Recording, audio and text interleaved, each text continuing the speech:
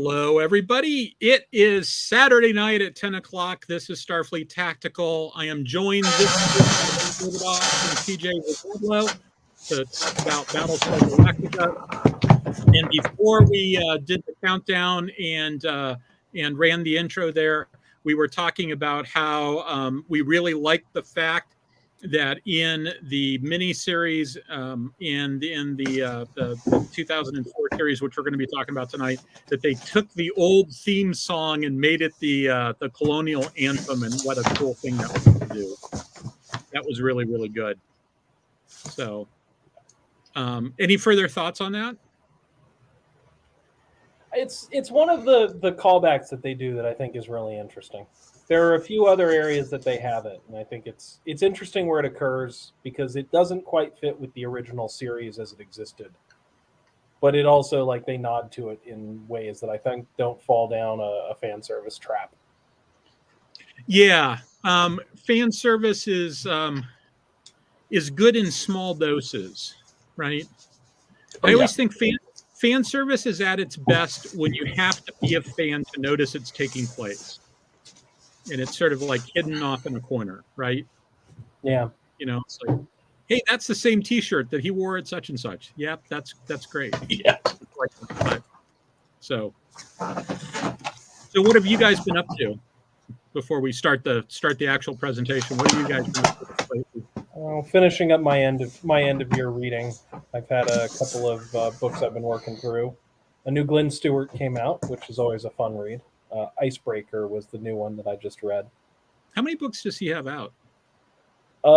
60 something. The stack Seriously? is not quite taller than him, but 60 something? It is in that realm. He's got a couple of series that are like 10 or 15 books a piece. He's one of these guys who just sort of sits down and just types.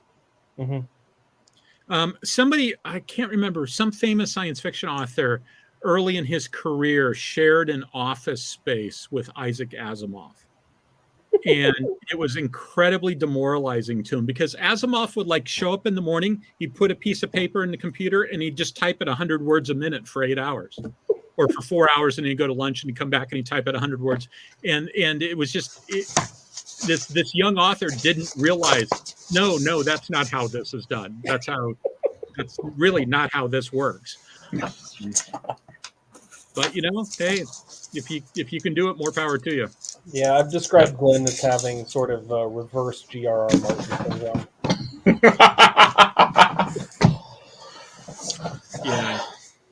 Yeah. So, yeah. What about you, TJ? What have you been up to? Well, I've been working on this presentation for one, making sure it was really good, and also been reading this from the library. It's the sequel to the 1984 cult classic Buckaroo Banzai.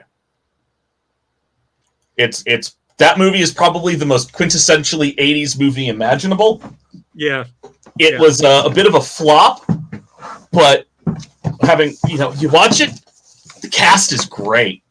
Yeah. The plot's kind of weird. The cast is great. Everyone was obviously putting their effort into trying to make a good movie. And, you know, I always found it really funny because if you, speaking of Easter eggs and stuff like that, fan service and stuff, if you are a fan of Battletech, you will recall that there was a mech mercenary company called Team Banzai. And it had two companies, the Hong Kong Cavaliers and the Blue Blaze Irregulars. And the leader was the enigmatic B. Banzai. And so I once asked Mike Stackpole, whatever happened? They just disappeared. And he basically said something to the effect of, we came to our senses and decided to stop trying to poke the bear about a copyright violation. So, but yeah, there used to be references all over the place. In fact, I think in when the Fourth Secession War started up, there was even something where they thought that maybe B. Banzai had been killed. There was a report in from the front that he was injured or something like that. Hey, TJ, it sounds like your audio may be grabbing your desk a lot. Something changed between the sound check. Yeah, I had my whole thing crash. Is that better? Knock something on the desk.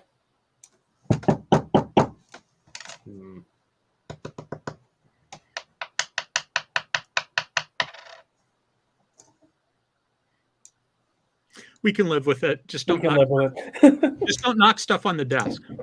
Yeah. I will do my best. You're basically sitting on a snare drum. So Yeah. Yeah, well, also the chairs decided that it needs lubricant, and I didn't realize that until about an hour ago. All right. Well, if the thing is, if we really put a lot of effort into production values, we'd make a bunch of professionals look really, really bad. So, I don't want to, hurt their egos that way by putting a lot of effort into production values. So we're good. Okay. So I tell you what, I'm going to go ahead and bring up the presentation if you're ready to start. I am. Okay. So here we go. All right. We're talking about the battles of Galactica and what we can learn from them about the Second Colonial Cylon War. I'm TJ Arnie Holmes Cizadlo, and up there is Rob Eve Pie Davidoff. You may know him from such alternate history hits as Eyes Turn Skyward and Right Side Up, or Black Gemini, Morning of the Maple Leaf, Dawn of the Dragon. And together we also co-wrote Boldly Going, A History of an American Space Station. Yeah. Next slide. Standard boilerplate. You shouldn't take anything I say as coming from an employer or organization or anything I've been an employee or member of in the past, currently am, or will be in the future. I'm now a 6-time guest on Starfleet Tactical. You can see the episodes there that they've been generous enough to have me on for. And I think that puts me as I'm closing in there on Chris's brother as far as number of non-regular guest hosts on the stream. I do freelance copy editing work. I am not my own copy editor. If there are typos, they happen. I post on social media currently under the handle @TJ_Cizadlo at mastodon.social. And Battlestar Galactica is a property of its owners, be they Glenn Larson, Ron Moore, Universal. They are not me, and they are also not my co-author. Next slide. This stuff is my boilerplate. It's a little bit more stripped down. Again, nothing I say should be interpreted as me speaking for any employee, for any employer that, or any organization I'm a member of, past, present, future. 4-time guest, most of the same episodes, and I'm officially here as moral support. Well, I believe it was security blanket was the line. Yes. That you said. So, what are we going to talk about? Well, we're doing a generalized overview of space combat we see in the new Battlestar Galactica. That's running the miniseries through the 3-part finale Daybreak. We're going to be looking at how the colonial situation differs from the situation that exists inside the ragtag fleet, both with respect to operational situation and doctrine. We'll use the term colonial remnant, usually to refer to the situation that we see inside the show. And we're going to deal with that, and it's also looking at planning and how the actual plans take place. Our next episode, we will address this presentation grew quite a bit from the original version, so we're going to at least have a second night. And there we're going to address what I refer to as the hero, razor, and the plan problems that get developed. Nothing that we say should decrease your enjoyment of the show. I took images from the home video releases. That's the DVD and Blu-ray releases. And we're going to be talking with spoilers for all of Battlestar Galactica from 2003 to 2009, and that's often referred to as NBSG, New BSG, RDM for Ronald D. Moore, or TRS for the reboot series, depending on which of the wikis you want to go off of. Next slide. Content precedents. So there are a variety of different types of content that we sort of see in Battlestar Galactica. There were 5 episodes of the show that on the home video releases, there's both the episode as it aired and then extended episodes with additional content put in. Those are Pegasus in Season 2, Unfinished Business in Season 3, and then A Disquiet Follows My Soul, Islanded in a Stream of Stars, and Daybreak, all in the second half of Season 4. The extra content in the extended editions really works to flush out a lot of the character work in the show. It doesn't really impact the space battles a lot, but there is a little, so my preference is toward the extended editions, except where they are directly contradicted by other aired episodes. There is a particular scene in Pegasus that in the extended edition is taken a lot farther, but is then that extra material is not referenced in later aired episodes. They only reference what aired. If you remember the episode Pegasus, you know exactly what I'm talking about. So the extended editions are taking precedence over aired. Beyond that, we're also going to take the deleted scenes that can be easily slotted into episodes. Some of the deleted scenes that were done, it was alternate takes on the scene. It was an alternate story beat. It was from an earlier draft of the script before they re-edited stuff. So we're not taking all of the deleted scenes, but we're taking those that can slot in. There were 2 sets of webisodes, Resistance and Face of the Enemy. They aired as a part of Seasons 3 and 4, respectively. They're useful, but they don't actually involve any space combat, so we can count them, but they don't really matter. They're like the points on Whose Line Is It Anyway? And we're not going to be talking about anything involving the first Cylon War. So that means we're not going to be dealing with the flashbacks in the installment for Razor, and we're not going to be dealing with the Blood and Chrome webisodes that got turned into a 2-hour made-for-DVD movie. Next slide. Before we get into the show itself, there's sort of an overview of our units we're going to do here. We're going to start off with the Cylon units, and the base Cylon unit is the Raider. This is an FTL-capable, nuclear mission-equipped, FTL-equipped, nuclear mission-capable fighter. It is, if you kill one, and it is within range of the infrastructure, its consciousness can be taken and downloaded into a new body. They have organic innards and metallic outer shells. They have the ability to do wireless and optical data transmission capability via their eye.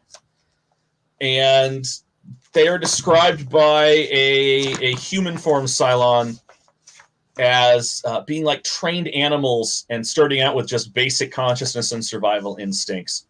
But then they can learn, they can grow.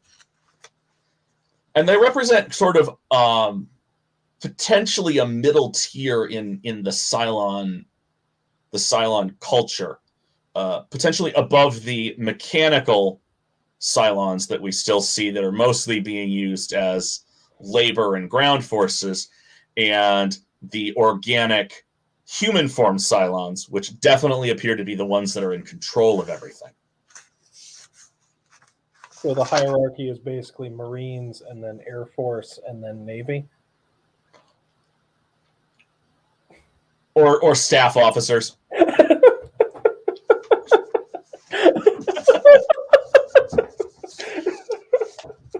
It's a possibility, yeah.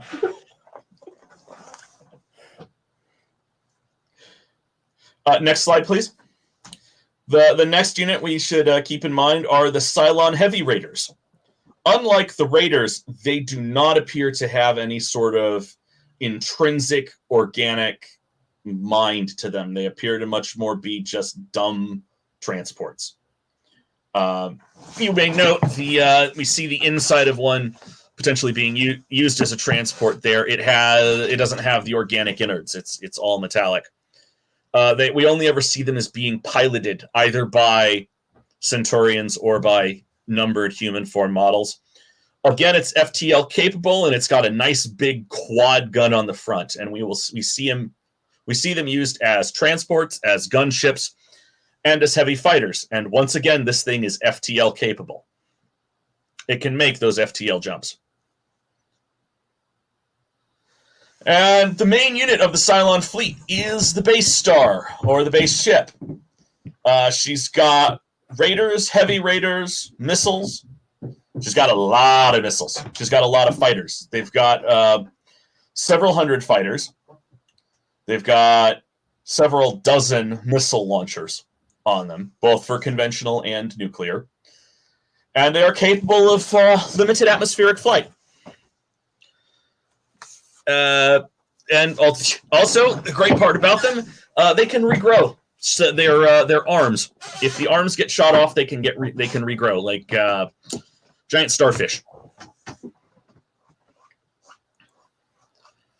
Something that's sort of interesting, going back to the base star, something that's sort of interesting is that the way that we see raiders stored is sort of an individual launch bays. They don't have launch tubes the way that we see very distinctively on Battlestars. Possibly this has to do with being the fact that they're FTL capable and the fact that they're expecting to maybe be engaged at longer range with the missiles. So they may be they may not find launching at high velocity from the host craft as important as being able to put more ships into space faster. Very much so. An important non-combatant unit of the Cylon fleet are the resurrection ships. We see a limited number of them. They are almost always escorted by at least a pair of base ships.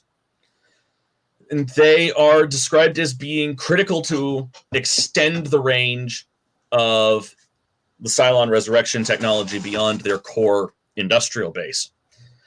They hold reserves of the blanks for the human form Cylons. And while they do not carry raiders, they are critical for the resurrection of raiders throughout the entire... That becomes a plot point in Season 2. We see no functional defenses, an exposed FTL drive, and they really just kind of look fragile. They've got all this spindly cathedral structure. Yeah, they look like they're made out of glass. Do we ever get an explanation if they don't have raiders on board? What are they downloading the raider personalities into? I would assume they have spare blanks aboard base stars, and they're performing some kind of maybe like telephone exchange functionality. Okay. Possibly it's a situation where like whatever this equipment, whatever that structure of the resurrection ship is, maybe like the receiver and the transmitter, and so they're bouncing them around.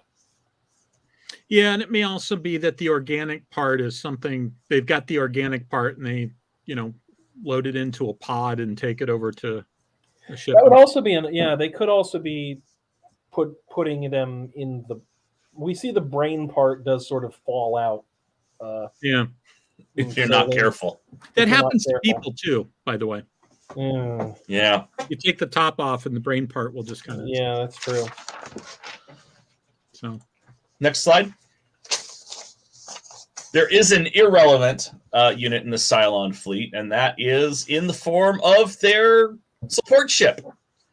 We see them in exactly one scene. It's a very blurry shot. You are looking through the arms of a base star, and you just see two transports sort of, what we would presume are transports, just sort of gliding past. They get referenced as by Kane prior to the Battle of the Resurrection ship as something that is running around with the rest of the Cylon fleet, but we never see him again. This is the only shot, and we never learn anything else about them. They are here for completeness' sake.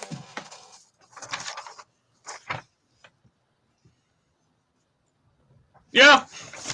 Respawn points.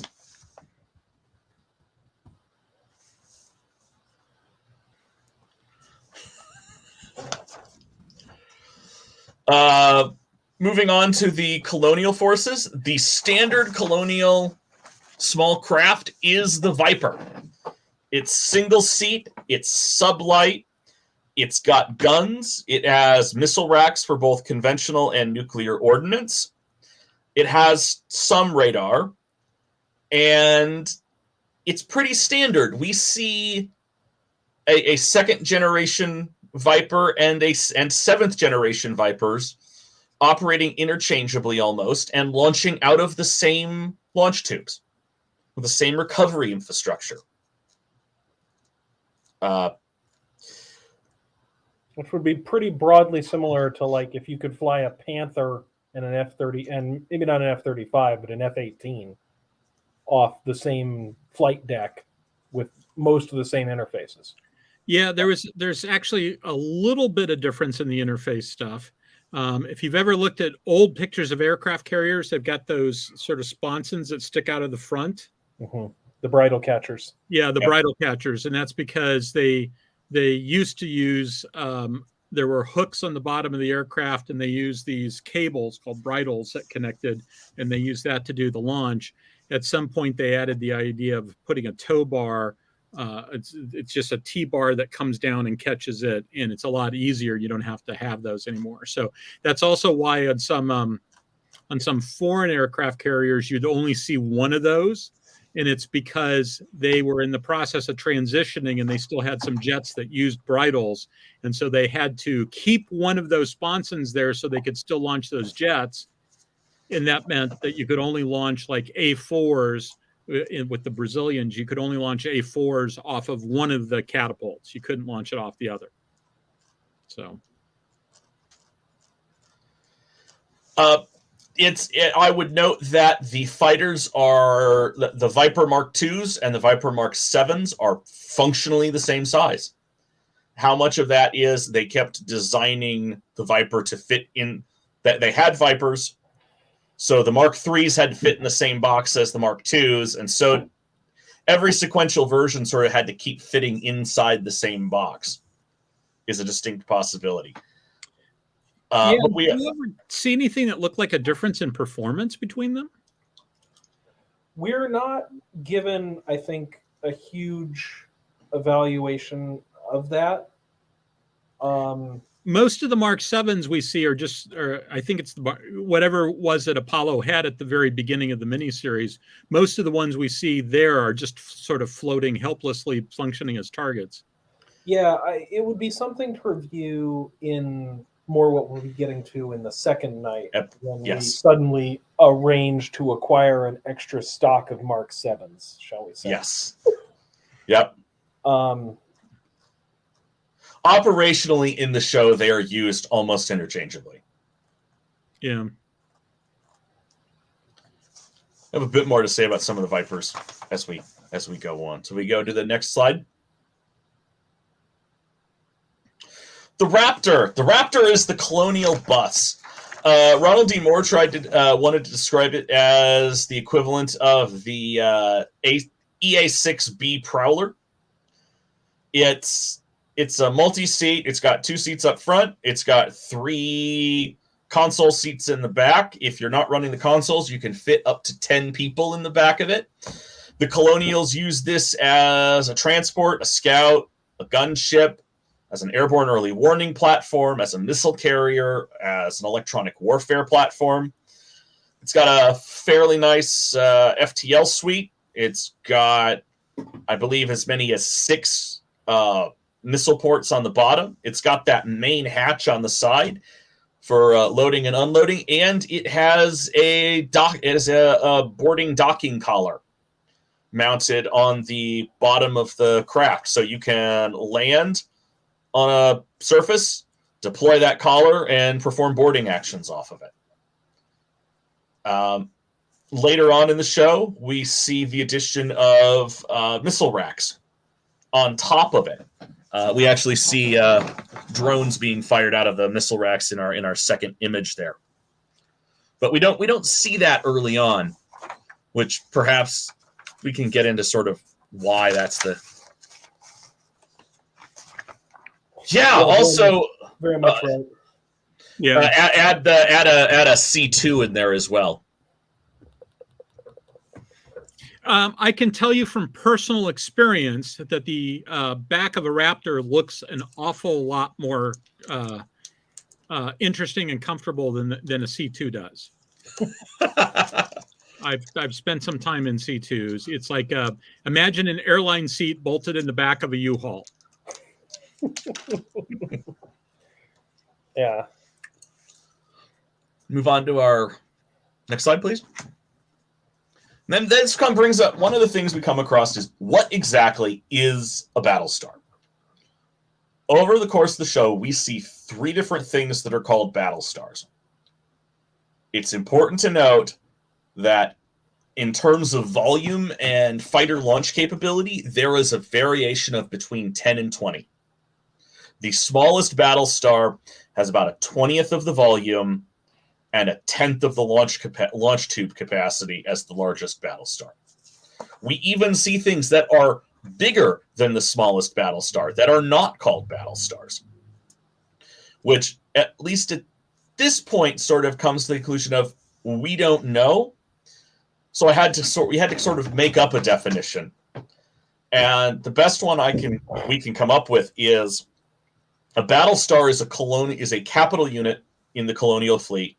It has embarked fighters, it has embarked support craft, and it has some form of ship-to-ship weaponry. Most of the Battlestars have missiles. They don't have enough to ripple fire off 1 million of them all at once. And their missile armament is not appear to actually be oriented toward punching through the somewhat non-existent armor on a base star. If I can interrupt for just a second, let's see if I can make this work. So Pat says hi to everybody. Hi, Pat. Hi, Pat. So he's off playing airline pilot today, which is why he's not on the show. So, but he just sent me a note that says, say hi to everyone on the show. And so it looks like he's getting ready to actually fly. So one quick question. You said that there are other things on screen that are bigger than Battlestars, but they're not actually called Battlestars. Where was that? We Razor. see some stuff in Razor at the Colonial Fleet Yards. Okay. They're not explicitly stated to be anything else. They're not explicitly described in dialogue. But they do appear to have a radically different configuration. One of the ones we see, for instance, is the Berserk, which is based on a fan design. And that we see sort of the main fuselage, and then below it is a single wider pod with a centerline hangar deck. Yeah. Okay. I think I know the one you're talking about. And that, it's always difficult to say from configuration that these are intended to do different things as opposed to doing the same thing, but with different assumptions about how it does it. But the Berserk is actually, if I recall, larger than a Valkyrie. Yep. While doing apparently different things. Certainly it lacks some of the distinctive features we see on it. Yeah, and if you go down the rabbit hole of all the fan design stuff for both series, you end up with war stars and fight stars and bad attitude stars and this and that and the other thing. Yeah, right. And this kind of gets its own adjective. Yeah, certainly there's a thing here that we see 3 different sizes of things that are called on screen a Battlestar, and that are part of a BSG, which we presume to be a Battlestar group. Mm-hmm. That's never explicitly stated. But what the rest of that group would be is not stated. It doesn't appear to be a group of Battlestars because we see numbers that are sort of incompatible with that being any kind of like a division number. Well, okay. So a few thoughts on that. it could be something like some of those designations could be historical, right? They fought a big war 20 years ago, and so they had a lot. They had a lot of battle stars at various places. So some of those, you might get to BSG 75. That doesn't mean that there's 74 other ones. It might be that they've decommissioned some numbers when certain things happen. But we do have Galactica, which is stated as having been built for the first Cylon War. Right. It has BSG 75. Well, later on in the show, we get Battlestar Pegasus, which is built much later with a lower number. It's BSG 62. Yeah, and it might, I know from personal experience, the U.S. military sort of like rearranges stuff all the time. The existence of a fourth fleet does not imply the existence of a third fleet. Now there happens to be a third fleet, but for a long time you had first fleet. You had 2, 3, 5, 6, and 7, but no 1 or 4. Yeah. And it's because historically they had existed, but they didn't exist now. The Army's even worse. I mean, you can't, the numbers don't match where they're assigned to. And it's also important to remember that there's a difference between administrative control and tactical control. BSG 75 might just be an administrative function. And so it's not really, it might be home port, right? You get transferred to BSG 75. Just like if you're in Yokosuka, you're part of Task Force 70. Yeah, and that's part of why we're not making a strong claim about what a Battlestar group is, or what a BSG is, and why we see these other things around. We see we see Battlestars. We don't necessarily know what else they might be in a group with. So we're not making a big, strong claim about that. Yep. Yeah, and I think to some degree, Battlestar is a term that's fuzzy like destroyer is. We've got some destroyers that are 15,000 tons and some destroyers that are 6,000, 7,000 tons. And the difference between those might be based on time in some cases, or it might just be based on politics. I mean, we literally took a whole bunch of destroyers and said, we don't have enough cruisers, so we're going to call these things cruisers. Yeah. And that's literally they crossed out one word, wrote in another word, problem solved. So Janik Heidemann asks, what's used to collect resources, recycle, scrap after battle? We'll get it. We're gonna get into that sort of a fair bit as we go on. Mm-hmm. Next slide.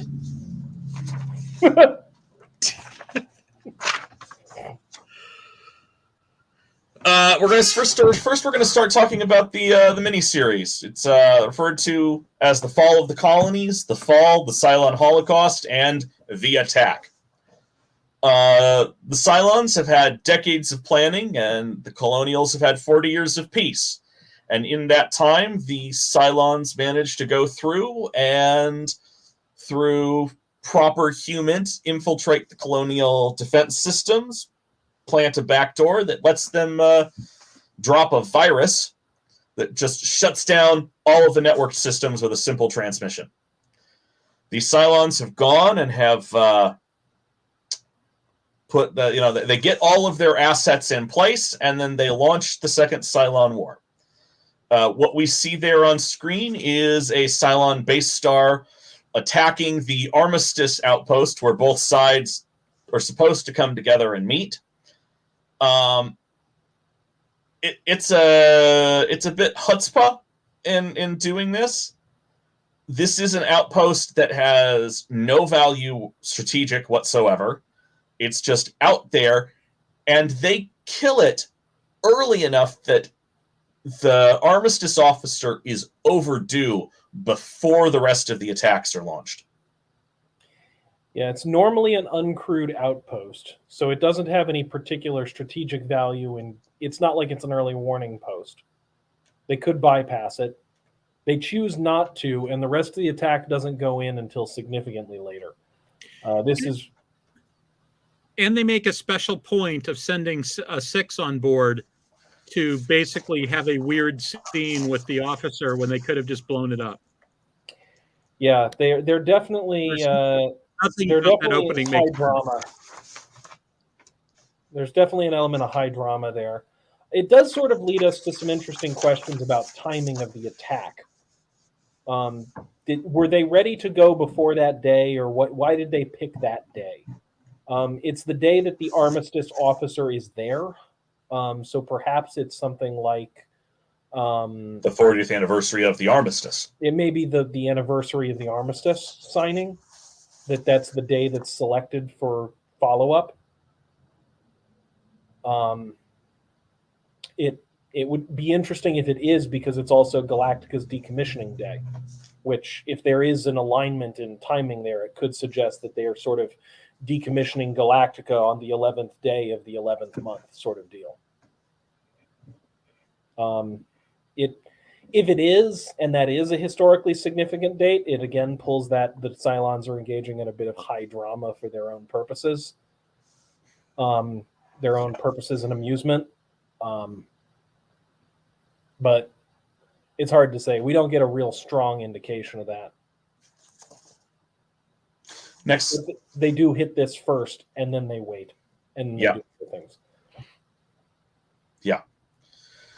Galactica herself, the last Battlestar in her sort of original war configuration, is being decommissioned and turned into a museum.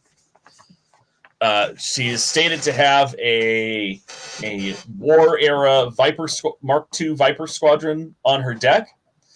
In that one shot, we see a trio of things that are designs from the 1978 series. There is a Cylon Raider, which is described here and later as a First War Cylon Raider.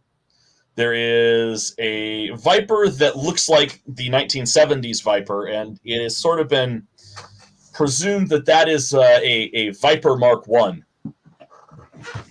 It's a bit more angular. It's a bit less fighter-like, more 1970s, more Star Wars in its appearance. It's kind of hard to see in that image. And then there's also the last one on the left in the row there. All right, I'm going to make that image a little bit bigger while we're looking at this picture. Yeah. Yeah, on the left there, you can tell it. You can tell it's yellow instead of red. And if you look carefully at this image, blown up even further, you can see it's chunkier like the Mark I is, and not streamlined like the Mark II. Right. Weirdly, we never see that one flying. Nope, not one bit. One of the things that when I was making this presentation and doing the rewatch that I noted is that all of the fighters that are on that deck seem to have some sort of informational display. And having grown up in Dayton near the Air Force Museum, there's sort of this thought that every single one of these aircraft is historically relevant. Either, is it Richard Bong's? Is it Richard Bong's fighter? Is it Gabby Gabrisky's fighter? Is it Pappy Boyington's fighter? There is a complete squadron of these 40-year-old plus fighters that are all laid out. They're all being set up. I personally think there's a strong chance that they're all historically relevant, which is perhaps a bit funny with what comes next. Yeah, they're not just being displayed as, here's a squadron of Mark IIs. These are the last ones that were in the strategic reserve or whatever. These are all, they appear to be individually presented. Yeah. They're individually curated. Yeah. Then there's the Cylon Raider there, the First War Cylon Raider, and Rob and I have I like to Yeah. imagine it's got a story kind of like the MiGs that are at the U.S. Air Force Museum. That's like, I think the MiG-17 they have is the first Spectre MiG-17. MiG-15. MiG-15, excuse me. Ken, I can't remember his last name, but yeah. But yeah, no, it's like they're historically, right, Sublette said, the Hanoi Taxi, the XB-70. Yeah, I have I would be surprised if these were not all historically relevant fighters in some manner. Yes, Ray, the chat is moving. I just saw your comment. Yes. There's about a 30-second delay before it shows up from when you say it to when it shows up to us.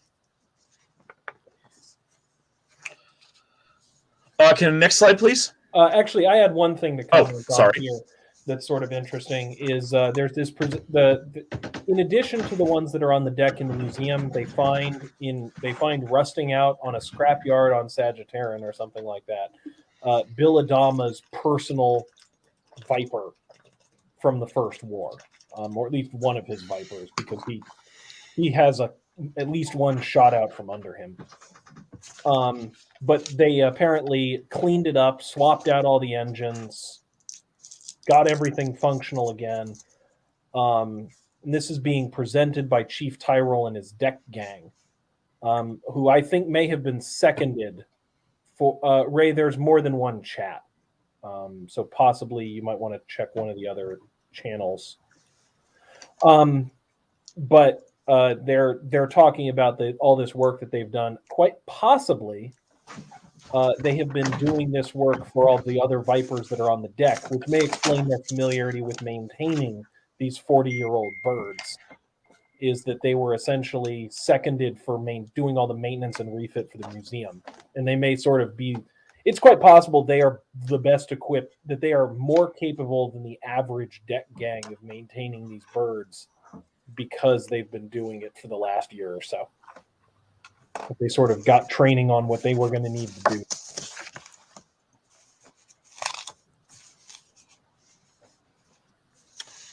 So, next slide. If I can jump in for just a second. So just to explain how chat works. So we've got two different, we're streaming to two different channels right now. We're streaming to the Axanar channel and to the Aries Studio channel. And the way StreamYard works, the app that we use to do the show, both those chats come into to one location. They both come into to within StreamYard, and I can respond to them, and I can like throw something up on the screen like that just by clicking on it. And so the thing is that if you're in one of those YouTube channels, you're not seeing what people are posting in chat in the other YouTube channel. And as a result of that, you're only hearing my side of the conversation as I'm typing stuff, because anything I type goes to both channels. And so sometimes people get a little confused because it's like, who's he responding to? I don't understand that. And the answer is I'm responding to somebody in the other channel. And so we're at some point, we're going to sort of settle down on where we're going to put stuff. The plan is going to be that stuff goes on to Axanar, but doesn't stay on the Axanar channel, the Aries Studio, and eventually we're going to sort of move away, I think, from the Axanar channel period, and everything will be in an Aries Studio channel and a Starfleet tactical channel. But we just haven't, Stogie and I haven't gotten together to sort of figure out what the standard operating procedures are, et cetera, et cetera. And I've been kind of loath to touch anything until I got a better idea from Stogie is exactly what I want to do with that. And so I've got some stuff from Wright sent me some pictures of some jets. Like I think that those are jets that we were referring to. I'm not going to do anything with them today, but I think what I may do is paste, put them in a slide in some future show, and we'll show them off. Mm-hmm. In fact, at some point, everybody should come to Dayton, and we'll all go to the museum together. Failing that, maybe TJ and I should go to the museum and take some photos, because the Air Force Museum is really pretty cool. Back to you. So Galactica is decommissioned, and when she is decommissioned, her fighter squadron, her last Viper squadron, is departing. And if you pause the frame and you count up the fighters, you get about 20 fighters with a single Raptor in escort. And at this point, they're starting to get word that the Cylons are attacking, and the Vipers spot a Cylon force that is coming at them. And they go to move, and they move to intercept. And the Galactica's old air group commander is in one of those Vipers, and he orders the Raptor to hang back. And that's the only thing probably that saves the Raptor, because the Cylons flip the switch, and the Vipers all just shut down. They all start sort of drifting and then turning and tumbling in space, and they all just get picked off in this massed attack that's launched by a pair of Cylon raiders. Next slide. And these opening attacks are absolutely devastating. We learn that fleet headquarters is destroyed. Later on with the Razor, we'll see that one of the major shipyards is destroyed in the opening wave. And there are 30 Battlestars that are lost, and our illustrious pilot extraordinaire, Kara Starbuck Thrace, seen there in focus, with Commander Adama out of focus, notes that that's a quarter of the fleet. None of the colonies are spared nuclear bombardment. We hear of nuclear events in the 50 megaton range hitting large cities. And one of the fleet commanders, Admiral Nagala, takes direct command, and we start getting a major ship-to-ship fight in orbit of Vergon. Which we don't directly see the results of. We No. never directly see it. The image there that we see is over Caprica. That Raptor from Galactica that had her fighter squadron destroyed in front of her manages to mostly escape and get damaged, and she has to go and set down on the nearest planet for repair. And that's when that scene is. That scene shows a Battlestar that looks an awful lot like Galactica, but Galactica was stated to be the last of her kind in service. My personal approach to that is to, for once, jump out of the Watsonian and up into the Doylist and just say they didn't have the CGI budget to do a second type of Battlestar for a one-off shot in the miniseries. I try to stay in the Watsonian for this presentation, but that's just a moment where I just sort of have to jump up and hit the Doylist. Yeah, so Jalfum has a comment that the Cylon cyber attack is maybe a shout out to fears people have about too much dependence on high technology. There's certainly an aspect of that. The miniseries is a historical artifact, certainly of like the 9/11 era. So that fear of an exploitable weakness that could be used in some kind of devastating attack is definitely a major influence on the show. Certainly the worries about interfacing systems with the cloud has only become, I think, I wonder if the people who are designing like Aegis systems think about Battlestar Galactica at all. Yeah, it's something to keep in mind is that the miniseries aired almost 20 years ago. It aired over 19 years ago. It makes me feel really old. I was a senior in high school when it aired.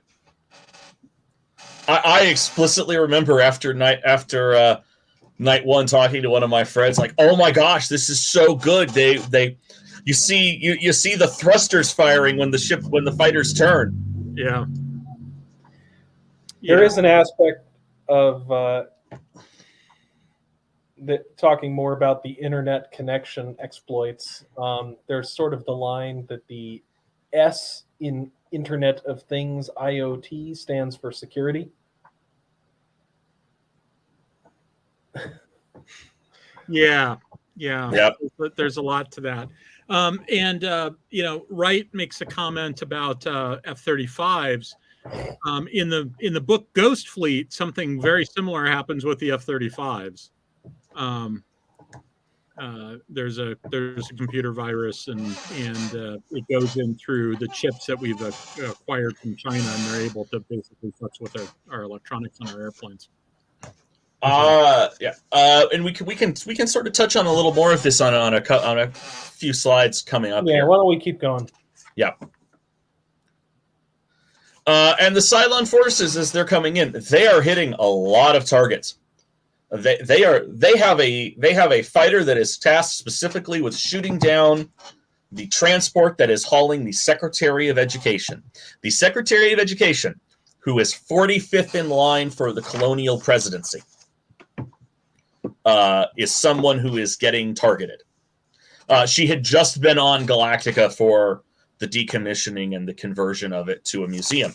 In an unfilmed scene for season 4, there's a line that there were human-formed Cylon infiltrators on one of the colonies, keeping an eye on various religious leaders, so that the Cylons would know where those leaders were, so that any nucleus of resistance could be snuffed out pretty quick. Unfilmed or unused? Or Unfilmed. Okay. I believe it was unfilmed. The original shooting script got put online. Oh, okay, cool. For that particular episode, it's used. It's important. It might have been filmed. Now I can't remember, but it was. It provided a bit more background information. This is why deleted scenes get referenced. Yeah. I would also note that at this point, Secretary Rosalind is starting absolutely to put together. She's taking charge as needed. She's doing her best for continuity of government and continuity of government services. Even before she knows the full scale of the attacks, all she knows is that there are reports of attacks and that somebody tried to shoot down the ship she was on. It's very interesting that, if I recall the timing here, they go for Colonial 1. They go for Colonial Heavy 798 and the Secretary of Education before they go for Galactica. So working down their list of priority targets, and they are working from a limited asset pool to hit those targets, and presumably the targets they want to make sure get hit, they are putting up higher. They consider Laura Roslin a higher priority target than Galactica. Yep. There are 120 other Battlestars, perhaps. Maybe they're not all as big as Galactica, but Galactica's old and she's being stripped down. There are only 43 people in front of Laura Roslin. 42, but yeah. And Laura Roslin. And if you recall, there's a deleted scene where the Galactica, before the attack happened, had just disposed of her nuclear weapons. Yeah. Unfilmed. No, I've watched it. Huh. I've never. It wasn't in the deleted scenes on the. Yeah, I don't remember which particular DVD I watched it on or where I saw it, but it was definitely filmed because. There were some deleted scenes that were not put on the DVDs. They were put on Amazon at the time, and then they were also, somebody uploaded them to YouTube, and that account had been deleted since then. So I have. It might have been a YouTube upload. I'm pretty sure I didn't see it on Amazon. It might have been a YouTube upload, but there was one where they basically they do the 2 key thing and they blow up all the nuclear weapons, and then like a half hour later the attack starts. Yeah, it wasn't nuclear weapons. Silly notes that it was a disposal of general munitions. It was everything. She has no munitions. Yeah, whatsoever. I could have sworn that it was nukes that they were detonating. Yeah. So anyway, we kind of get to that on the next slide. Yep. Speaking of the next slide. Yeah, Galactica under Commander Adama and his best pilot Starbuck, they managed to get some of the birds in the air, which is sufficient to sort of give Galactica some sort of cover, because she has nothing for ship-based weaponry. And the Cylons decide, at this point, the Cylon attack is they fire off 3 nukes at Galactica. And Starbuck is successfully able to shoot down 2 of them before it hits. But the 3rd one gets through, and Galactica's armor is stated as having kept the heavy rads out. She does not come out unscathed, though. There are significant fires from this attack. They end up having to depressurize a section where some of the damage control teams were going, and they lose, I think, 85 crew members. Yeah, and I'm sorry, Janik. I've tried turning my volume down. It doesn't seem to actually do anything. So for what it's worth, just there's something that I really noticed in the miniseries when it aired. I mean, it really caught my attention, and that was at one point we hear over the intercom system, we hear a character doing something called the litany.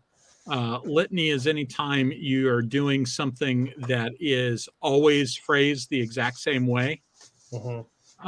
And it was men are working in suits outside the spacecraft, do not radiate, blah, blah, blah, blah, men working in suits. And that's exactly the sort of thing that you'd hear on a Navy ship if there were men working aloft, do not radiate, et cetera, et cetera. You tag out all the radar gear so you don't accidentally fry one of your buddies. The litany can be anything from like combat effect stuff to safety warnings to sweepers, man your brooms, give the ship a clean sweep fore and aft, sweep all this, that. They list a whole bunch of different things you're supposed to sweep. Sweepers, man your brooms, which if you're on a Navy ship, you get to hear sweepers every day. Yeah.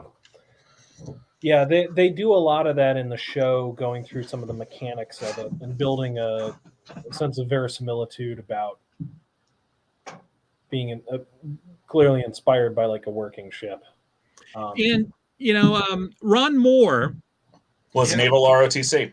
Yeah, had wanted to go to the Naval Academy and didn't do that. And they specifically there are stuff on those sets that was surplus Navy equipment that they pulled off of old ships and like some of the radio stuff that they used. And so he really tried to do that stuff as accurately as he could. So I give him high marks for that. Yep. Something that we see here that's interesting from a doctrinal perspective and from a training perspective is that we see here 2 instances of experienced Viper pilots playing goalkeeper. With Colonial Heavy 798, Apollo is flying a ceremonial escort as she returns to Caprica. Mm-hmm. Which interestingly, they have a sublight craft flying escort for a jump-capable transport. So the transport is perhaps taking a slow boat home, or something along those lines.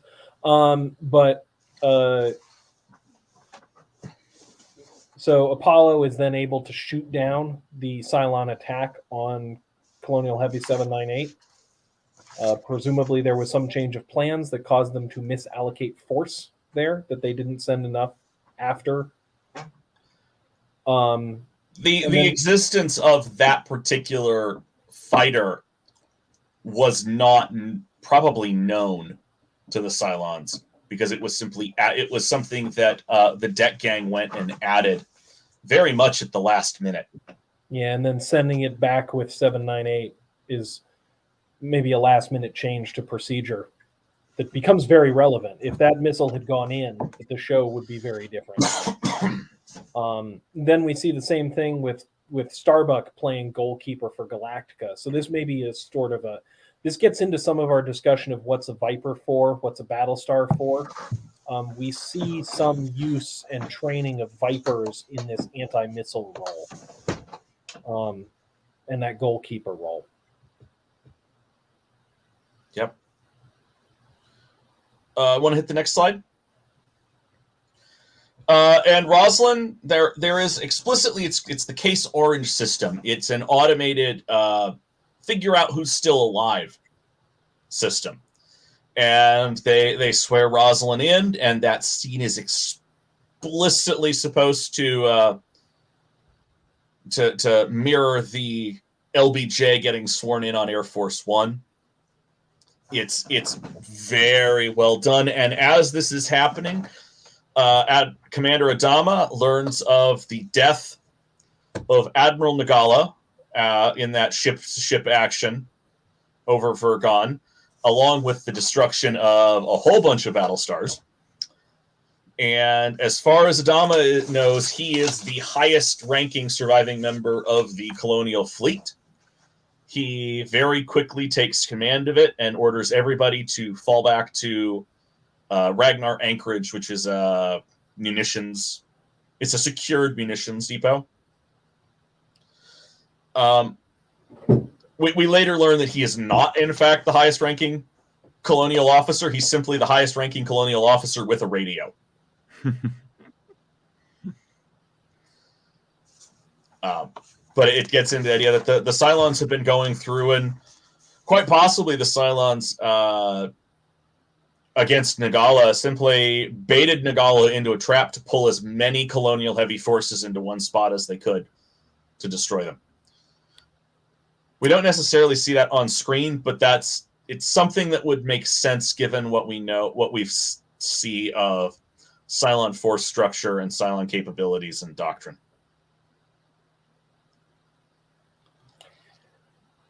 Yeah, I think the Cylons are working to scrape as much Colonial heavy force as they can as quickly as possible.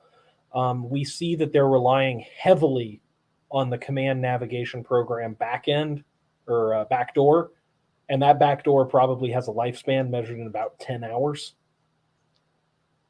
Because we do see multiple ships making the ability to just pull that system out and restore at least some functionality. It might be 50% functionality, it might be 30% functionality, but a Battlestar with 30% functionality, 100 Battlestars with 30% functionality is a real problem when you're also trying to fly base stars around and nuke cities, and it certainly is a lot more trouble than 100 Battlestars with 0% functionality. So they are exploiting ruthlessly these early hour advantages. And we do see that it leaves them a little short-handed for, the decision to send one raider after Colonial 798 initially. Yeah. They are working a target list with a lot of things on it and not an infinite resource pool. Right. Next slide. And as we got to the end of the first night of the miniseries, the Cylons, having failed to kill 798 and Secretary Roslin with a single raider, decide that President Roslin is worth throwing a nuke at. And they don't know it, but 798 was carrying around some heavy electronic equipment from Galactica that Captain Lee Apollo Adama, the commander's son, is able to use to fake a nuclear blast and disable the incoming warhead.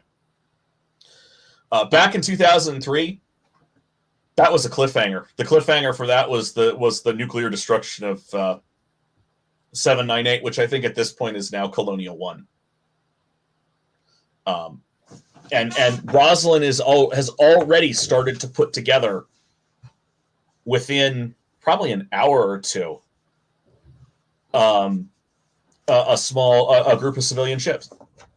She's already gathering stuff together, which gets back to the Cylons have a pretty extensive target list, and every single one of those raiders probably has primary, secondary, tertiary, quaternary targets they are supposed to go down the list and hit. It's it feels like they're spread pretty thin when it comes right down to it.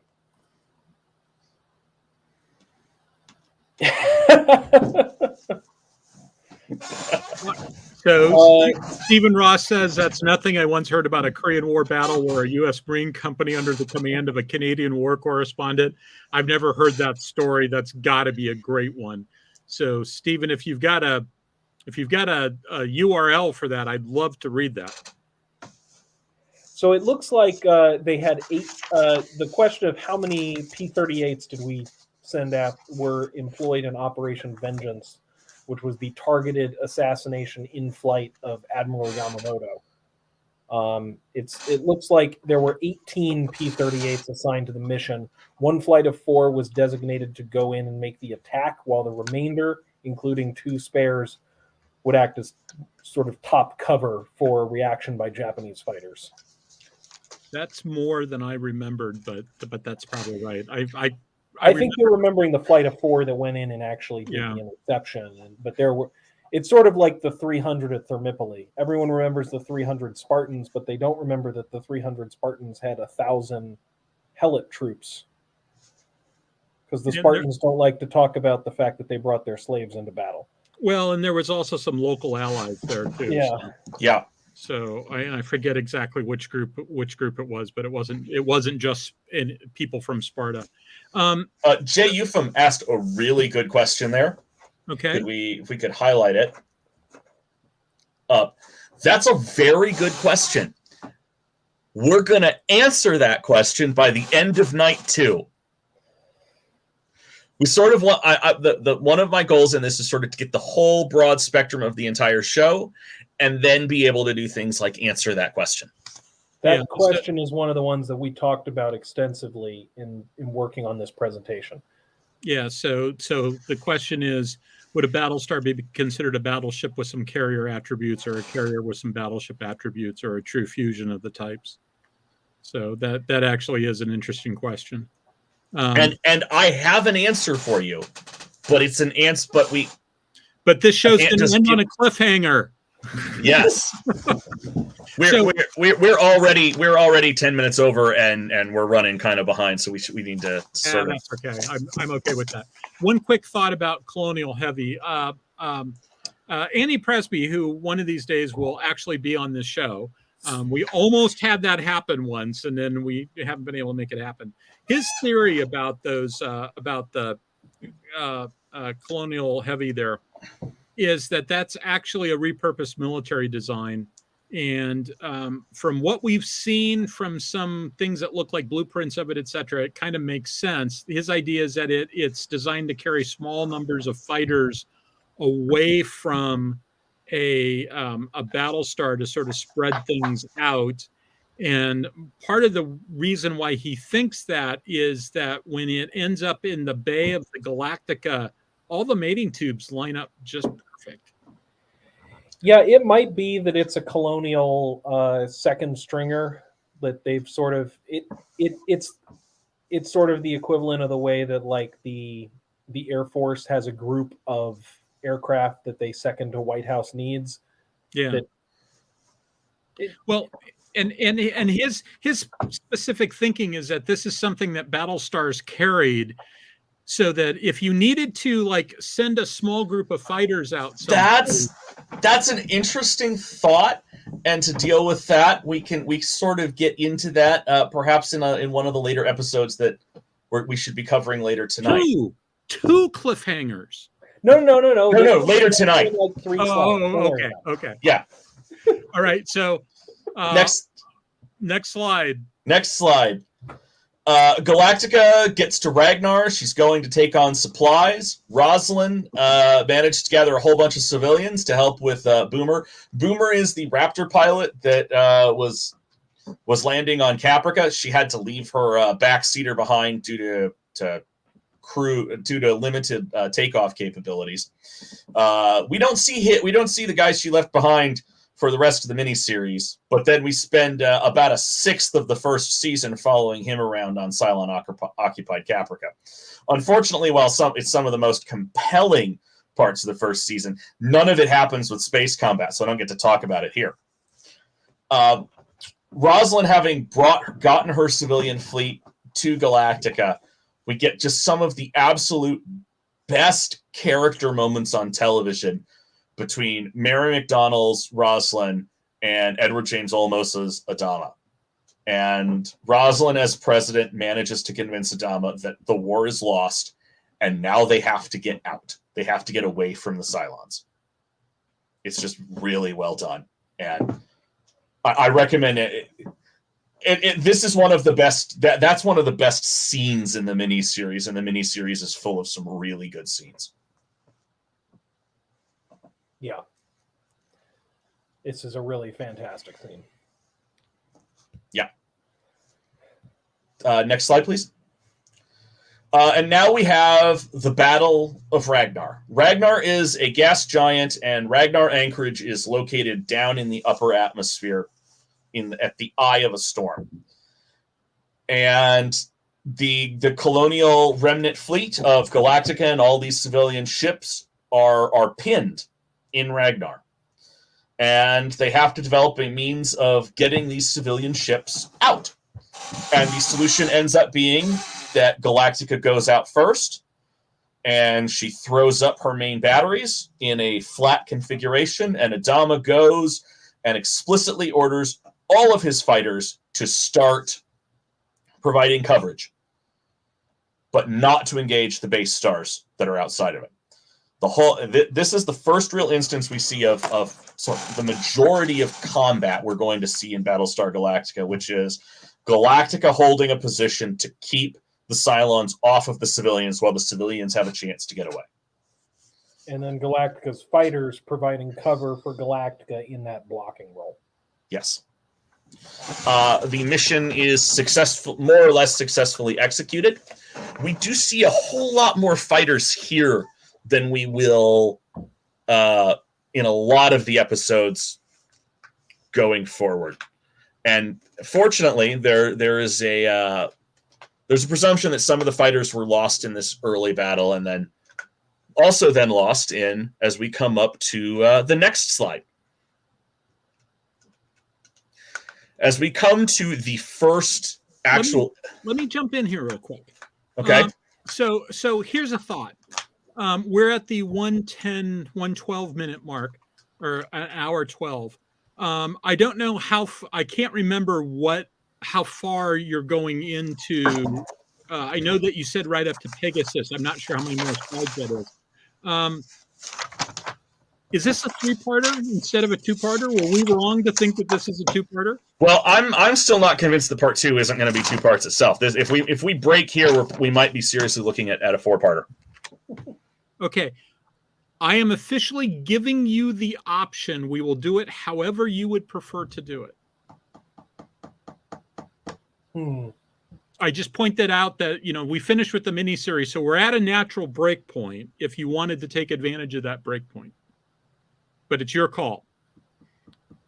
I'm not burdened with any knowledge because I actually didn't go through your slide deck. I have no idea. We've got about another 10 slides. Yeah. Your call, TJ.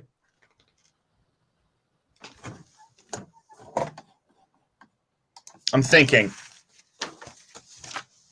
Oh, hey, guess who's here?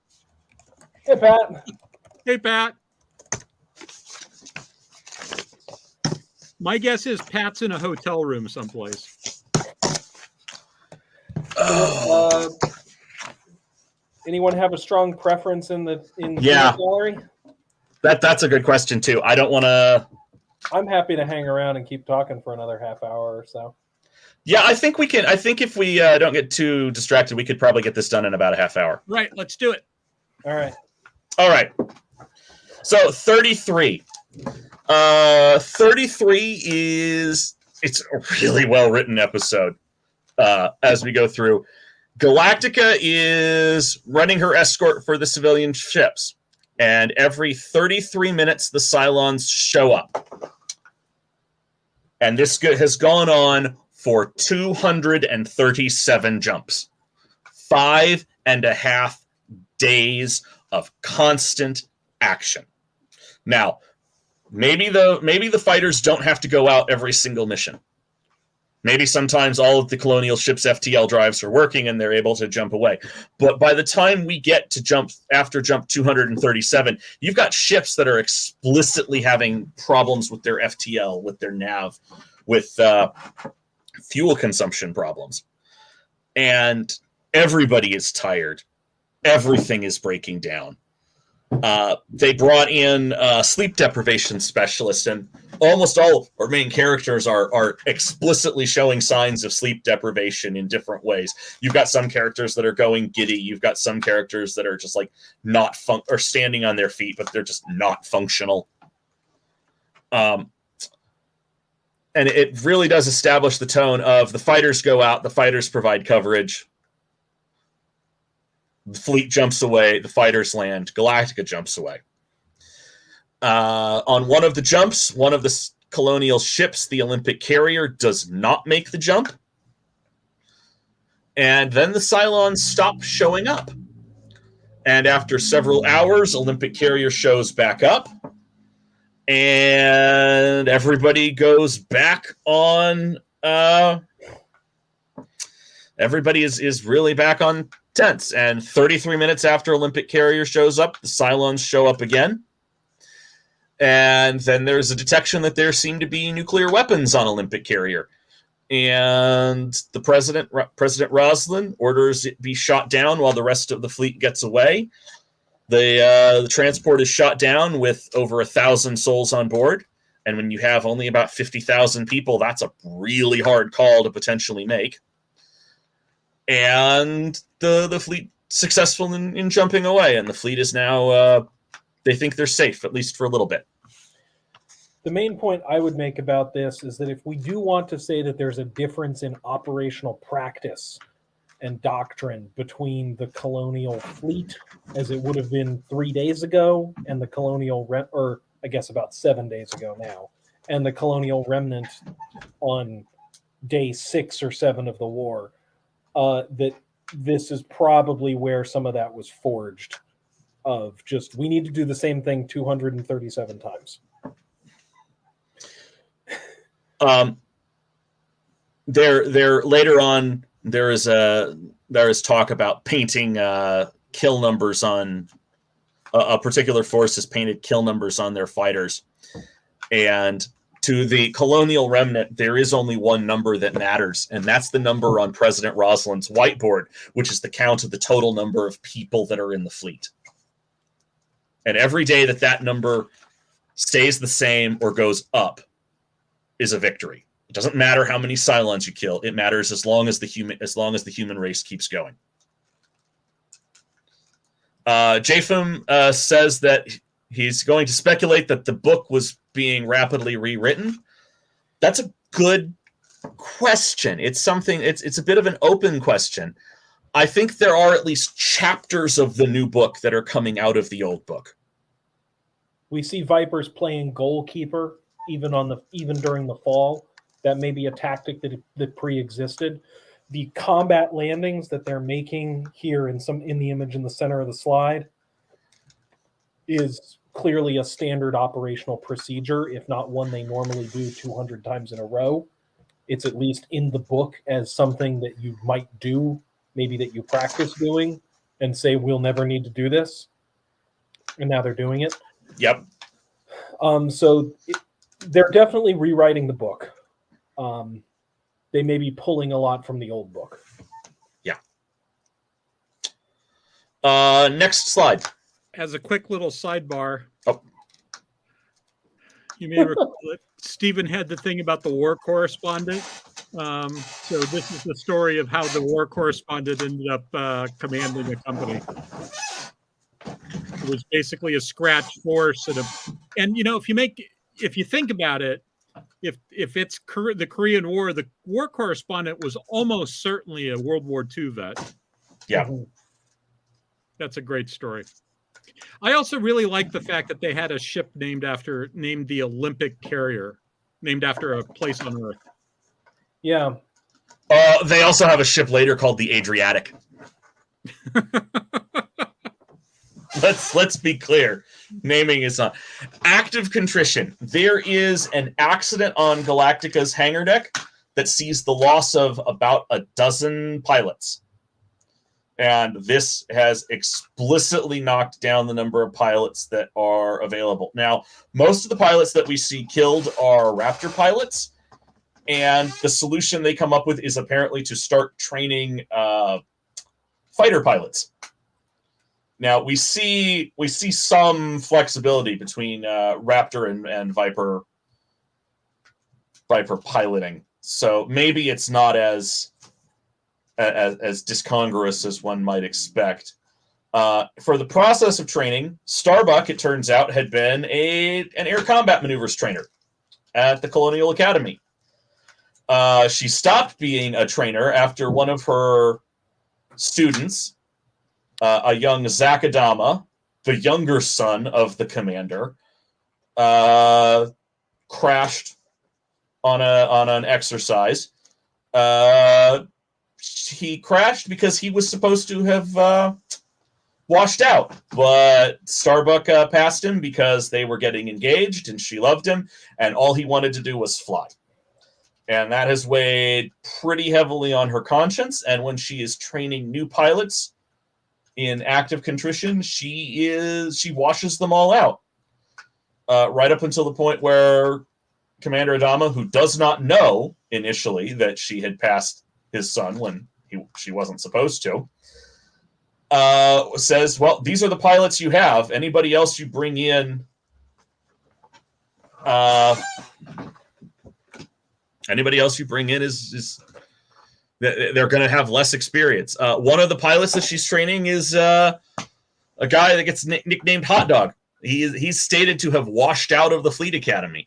It's entirely possible that they are dealing with somebody who washes out of the Fleet Academy when you have 50 billion people isn't important, but somebody who made it to the Fleet Academy when you have 50,000 suddenly is looking a lot more like a prospect. You don't have the population to pull from beforehand.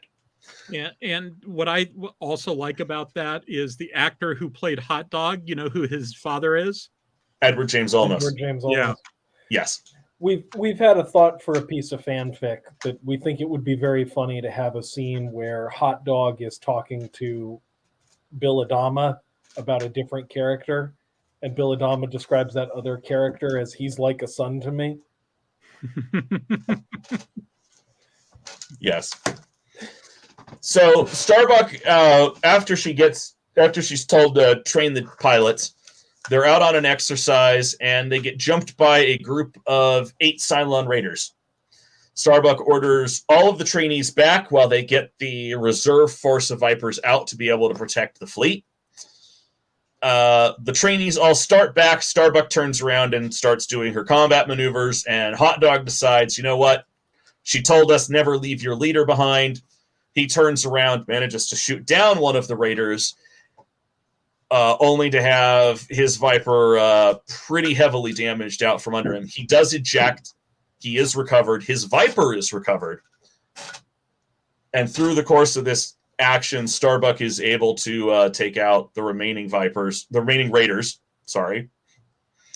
Unfortunately, she herself gets shot down, and she and the shell of one of the raiders crash land on a nearby moon, only for her to eventually take over the raider, as it were, and be able to return to Galactica by the end of the next episode. But we definitely see here that Starbuck takes on all 8 raiders and wins. So while protecting Hot Dog. Yeah, there's a degree of skill on display there. That perhaps one Raider and one Viper pilot are not equivalent forces. Which is an interesting question. There's a degree of plot armor there, of course, but there's a degree of plot armor, and stuff like that empirically happened during World War II. You had instances where stuff like that did occur. The other thing to keep in mind about Starbuck is when I looked at Galactica, I saw a hard luck ship, right? This was a ship that was about to be decommissioned. If you were stationed on Galactica, you were either a screw up or you were really unlucky. And Starbuck was explicitly a screw up. Yeah. She had punched a senior officer on her first Battlestar command, and she had the incidents when she was a trainer that forced her out. And she decks Ty at the opening. The very first scene we see her in, she slugs Ty. Yes. And not that Ty didn't deserve it. Not that he didn't deserve it, but you know what? Hey, guess what? You're not allowed to do it, even if they deserve it. Yeah. And the thing is, people would say, I remember the conversations when she sort of went to hell around season 3, they'd say, what happened to Starbuck? She just went crazy. And it's like, all she did was go back to being herself. There wasn't none of that was surprising. It is who she is. She always had anger management issues. She always had a tendency to be sort of wonky. She just went back to being herself. So, yep. Next slide. Tie me up, tie me down. There is a single Cylon raider that has presumably been doing scouts. It gets to the fleet, and it gets damaged. And while it is damaged, it starts doing what Chris has referred to, what I refer to as, paraphrasing Chris, as sort of short jumping. Very rapidly jumping across light second ranges around the fleet. This is the first of about 3 or 4 instances where we will see short jumping happening. And it's happening with a damaged raider. I don't think that raider is trying to short jump around the fleet to throw off the Colonials. I legitimately think that raider was trying to jump all of the way back home, and it was just damaged, and it couldn't do it. There is indication that a very long-range jump and a very short-range jump use about the same amount of fuel and about the same amount of wear and tear on the engine components. If not more. Right. So that might be why this sort of tactical FTL jumping is never used. It's not, at least for the Colonials, it really, outside of some narrow circumstances, which we will get to in later nights, it really doesn't have all that much utility. I'm not sure. Do we ever see anything that indicates that the Colonials can do short jumping? Yes. We see a Colonial ship conduct a jump that is on the order of hundreds or thousands of kilometers in Exodus. Okay. That is a Colonial ship conducting a jump on a scale that appears to be distinctly sub-light second. I've maintained for years now. I need to go back and rewatch the series. Maybe I'll change my mind.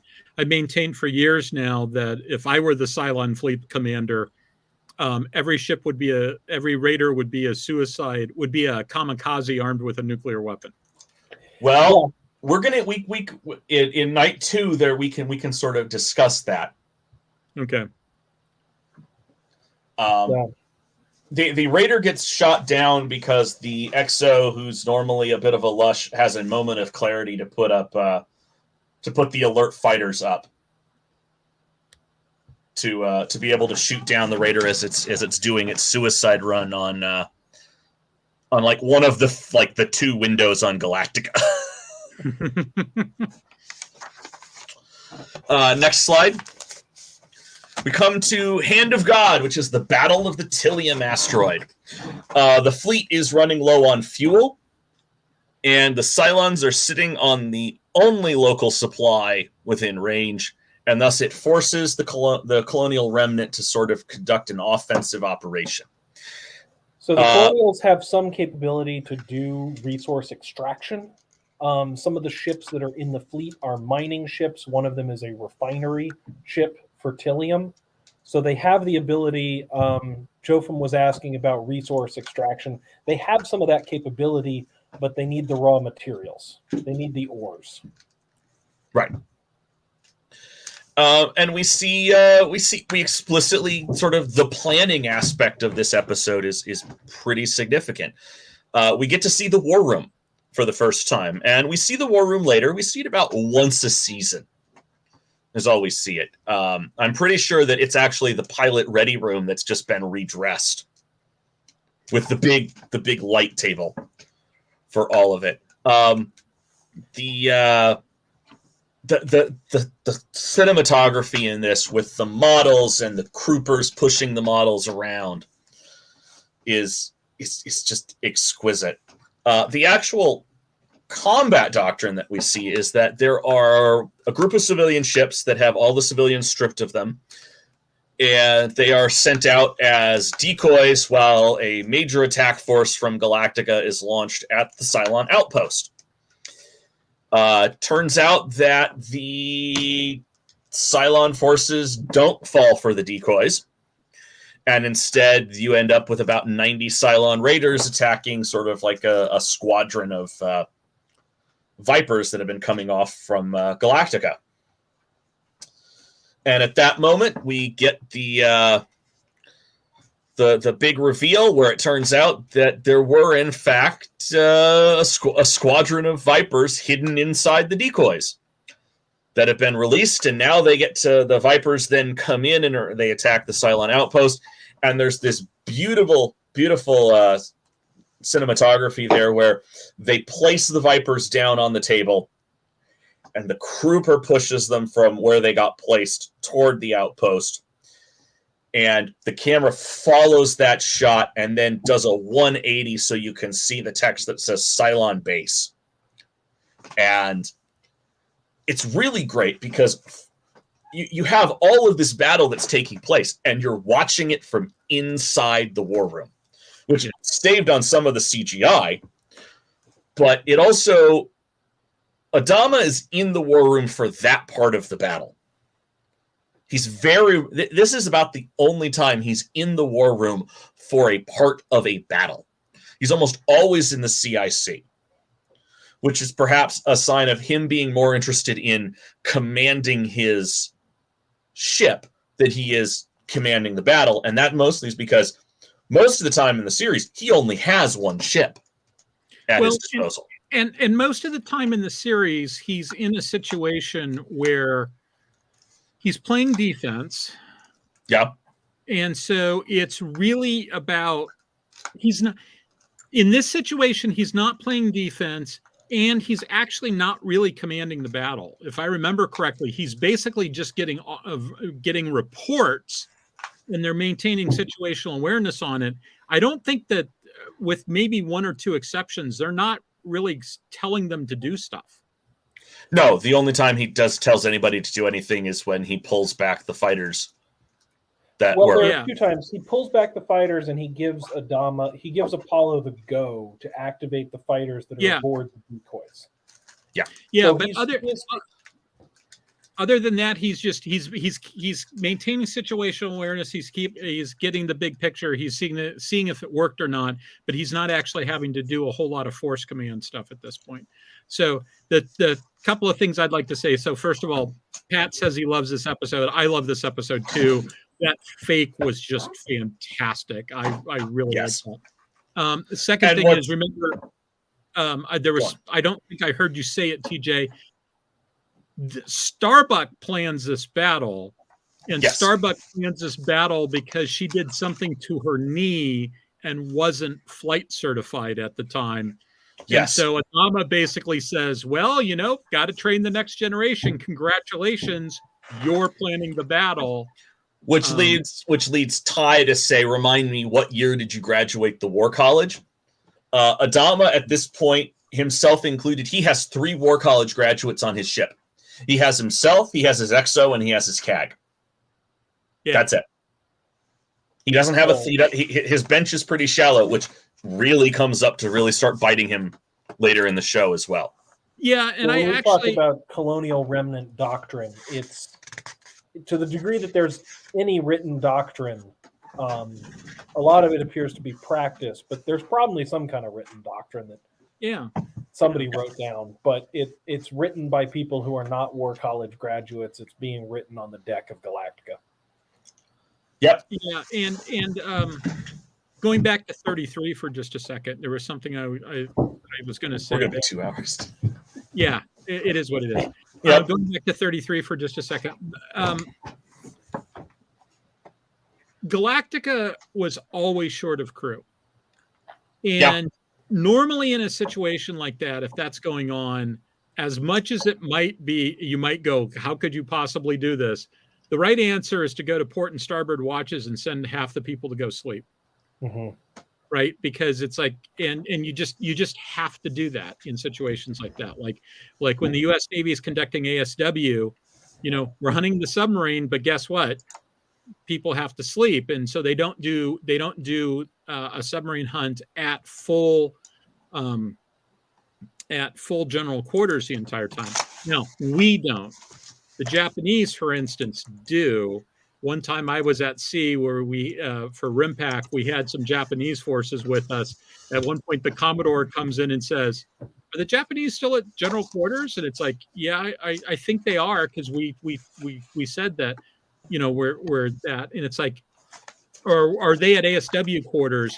And at which point the Commodore says, "Yeah, the Japanese stay at general quarters when you're doing ASW stuff. You need to tell them to send their people to sleep. You need to suspend general quarters because they're at general quarters. We have this setting, they don't. They're at general quarters." So they'd been at general quarters for 12 hours at that point. Yeah. And we were seeing the performance hit. They were slower to come back on the radio. They were slower to execute course changes, et cetera, et cetera. They were clearly suffering from the fact that they'd been at GQ for 12 hours. So something to think about with these scenes here is I have a distinct suspicion that if you go outside of the war room on the ship and you read what's written on the hatch, I have a suspicion it says flag deck. Yeah.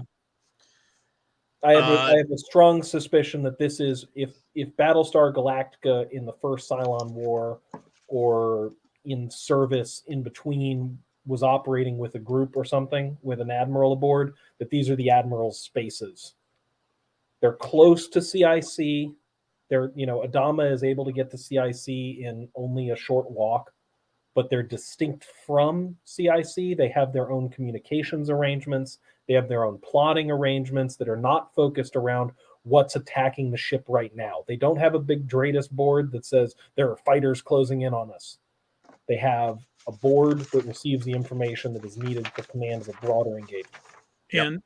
And aboard a U.S. Navy aircraft carrier, you've got Combat Information Center, of which about approximately half is about self-defense of the carrier, and approximately half is about fighting the strike group. And then you've got that's the Combat Direction Center. And then you've got a separate area that's the Tactical Flag Command Center, where the admiral and his staff are. Yeah, yep. And I think that's where they are here. That this is the flag deck. These are Galactica's flag spaces. Yeah, I think so too. And it's interesting that we mostly see Adama in the ship commander role and not in this. They're very rarely planning a set piece battle. They very rarely have needed this capability. Yeah, but it's here. Pat asked the question, do the Japanese do it that way because their crews are smaller? I'm not sure exactly why they do it that way. I think a part of it is just that's just how they do it. They just go to general quarters when they're doing ASW stuff. We, on the other hand, understand that you may be prosecuting a submarine for days. Let's go to the next slide. And I would say to Turtek, who asks, can we think of a translation convention that they're using actual English? They are using actual English on screen. We see other languages described as other languages from the colonials. English is Caprican, is what it comes down to. Taron is Romanian, I want to say. Okay. So in Hand of God, we get this absolutely mind-blowing trench run homage to Star Wars. It's just brilliant. Apollo has to go in. He has to deal with fighters and SAMs from the surface. He runs down a mining tunnel. He has to stop on a dime, do a 90-degree turn, come up through, hit the target, and then be able to fly away. So we do see here Vipers being used in a strike role. They're dropping some kind of gravity ordnance, some kind of like bomb, not a missile, but a bomb. which is sort of interesting. Whether that's Whether what that's they something had they in normally Ragnar. have, or yeah, we're not sure. Sorry. Yeah. Everything. Yeah, we're not really sure what's going on, but it's not the missiles that we see later.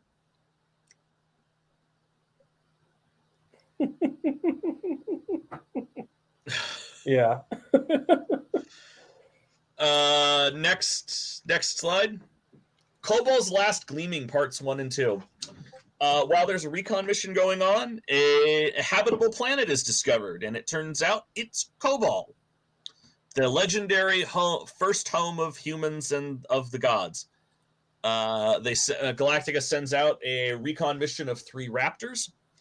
One of the Raptors is destroyed, one of them is heavily damaged and has to crash land on Kobol, and one of them jumps back to Galactica. A plan is developed by Starbuck where the captured raider from You Can't Go Home Again, which was the episode after Act of Contrition, will be used to deliver a nuclear weapon to the base star that is in orbit of the planet. Unfortunately, the president of the colonies decides that what she really wants is she wants to go get this artifact from back on Caprica. That's like it's a key to a map on Kobol to find Earth. And the president successfully convinces Starbuck that they're going to go do this in direct opposition to the commander's orders.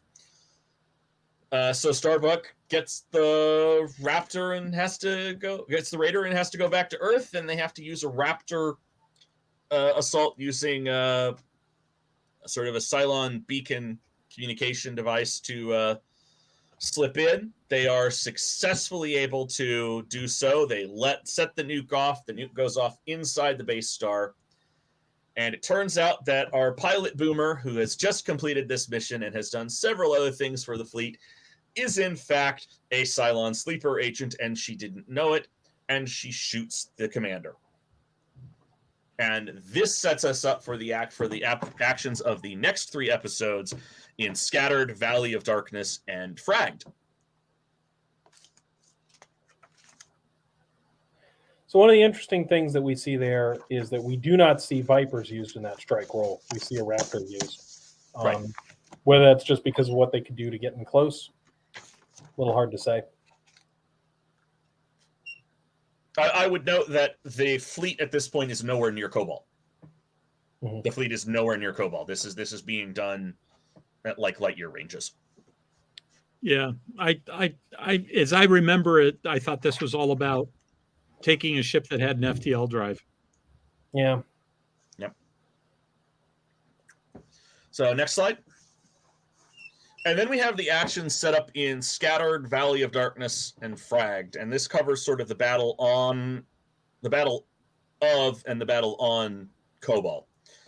Galactica, having had her CO get shot, jumps to the emergency coordinates. Only she has the new emergency coordinates, and the civilian fleet has the old emergency coordinates, and they are not the same. And it is really hard to figure out what the old emergency coordinates were without being where you just were. So Galactica it's a set-up situation where Galactica has to jump back to where she was, recalculate everything, and then jump to the civilians, which leaves Galactica vulnerable while they're doing that recalculation. And they network the computers to be able to make the calculation faster on the order of minutes instead of hours. And even in that minute time, the Cylons are successfully able to land a boarding party on Galactica, on her old museum hangar deck. And so you have a boarding action. And the Cylons they're plowing through the ship. The boarding action is eventually stopped outside of secondary damage control, which the Cylons were going through for the purposes of once they got to secondary damage control, they could vent the whole ship. They also managed to get a virus in on the ship with both immediate and long-term consequences. Once the immediate consequences of the boarding action in the first instance of the virus are taken care of, Galactica meets up with the civilian fleet, and they launch a SAR mission to Kobol to rescue their downed crew.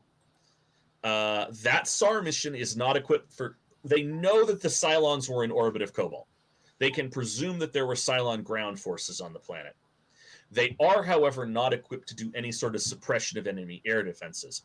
Now, how much of that is they don't have the equipment? How much of it is they don't have enough Raptors? How much of it is somebody just dropped the ball because everybody's been doing sort of.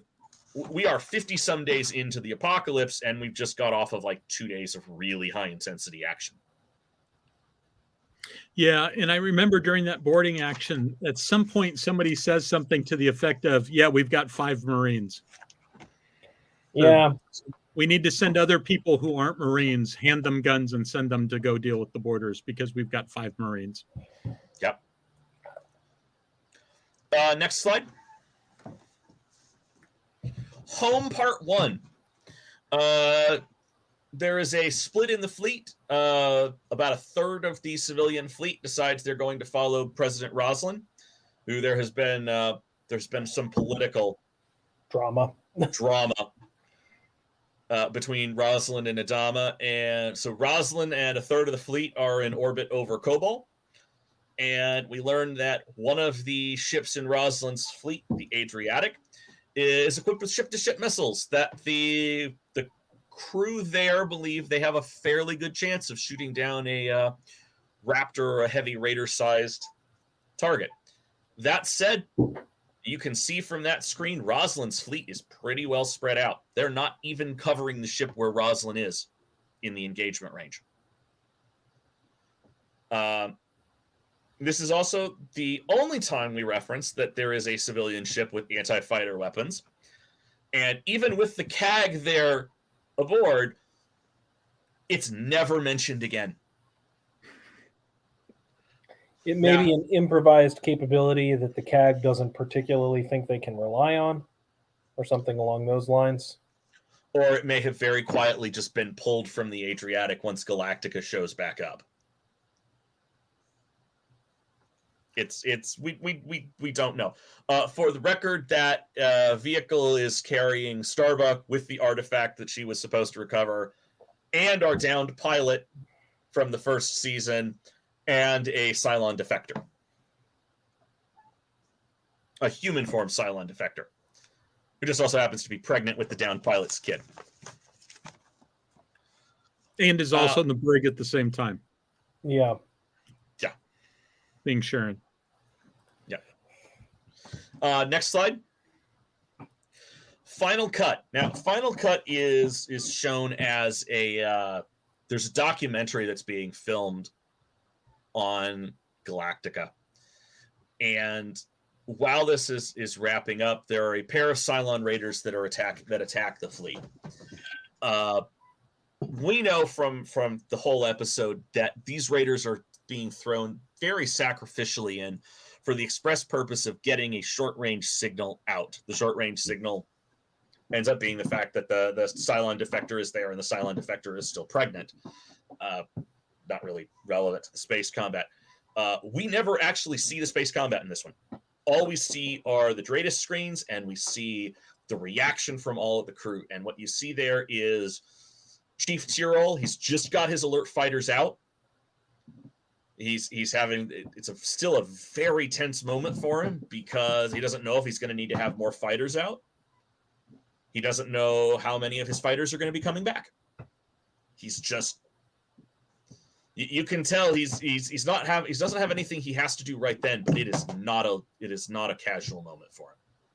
Yeah. This is a pretty standard action. It's basically by the book that's been written by 33. It's very standard. The question is, will the alert fighters take care of the Cylons, or do we need to make an emergency jump? That's the book. The main thing is that we see it from a new perspective that's very focused on board Galactica. So it's just a cool scene. It's a very cool scene. This is, I think, the second appearance of the original series theme as the Colonial anthem. It made an appearance in the miniseries, and it appears here. Where third? There's the second one was in the Colonial Day. That's right. Okay. So next slide. Oops. Up. I accidentally hit 2. Flight There of we the go. Phoenix. There is a masked Cylon attack that is coming, supported by an electronic warfare cyber attack, because it turns out that virus they thought they got rid of, they really hadn't gotten rid of all of it, and it's been learning their systems, and it's been causing problems.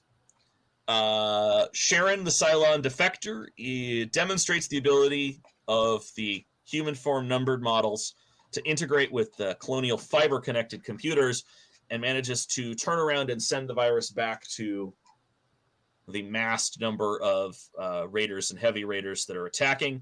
And you get what's called the Great Cylon Turkey Shoot, obviously named after the Great Marianas Turkey Shoot, because the raiders are functionally dead in space at that moment. It's very much an inversion of the situation in the miniseries. While that is sort of the main plot, it turns out that Tyrol's deck gang has been putting together a new fighter. Something completely unique, something built from scratch. And as they're building it, they don't have metal to skin the fighter. So our downed pilot, who is really not all that well respected because he came back with a pregnant Cylon in tow, suggests putting carbon fiber skin as the surface material, which makes it a stealth fighter in the context of the show, and we see it as a stealth fighter. Notably, this craft, the Blackbird, has significantly fewer weapons capability. It doesn't have any guns, and it only has 1 or 2 missile racks. But it does have an FTL drive, which suggests that it is not a technology. The reason Vipers don't have FTL drives is not a technological impossibility, but is perhaps a technological issue that drives a decision doctrinally.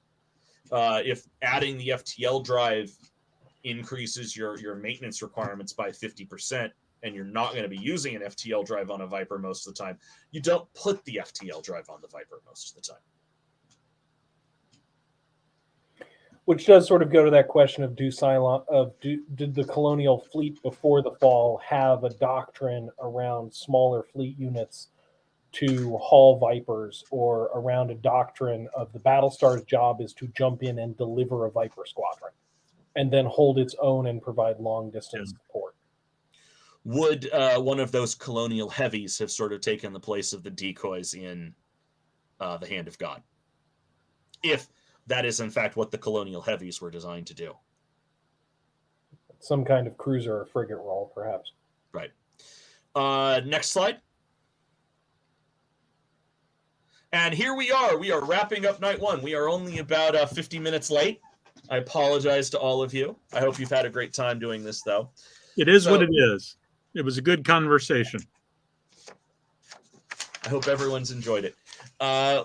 So it really becomes important to consider Colonial doctrine as sort of the baseline that Remnant doctrine is built from, with some material being kept, some material being added, some material being thrown away. And we need to consider that through the lens of how much of those doctrinal changes are driven by the fact that Galactica is playing sheepdog to the civies.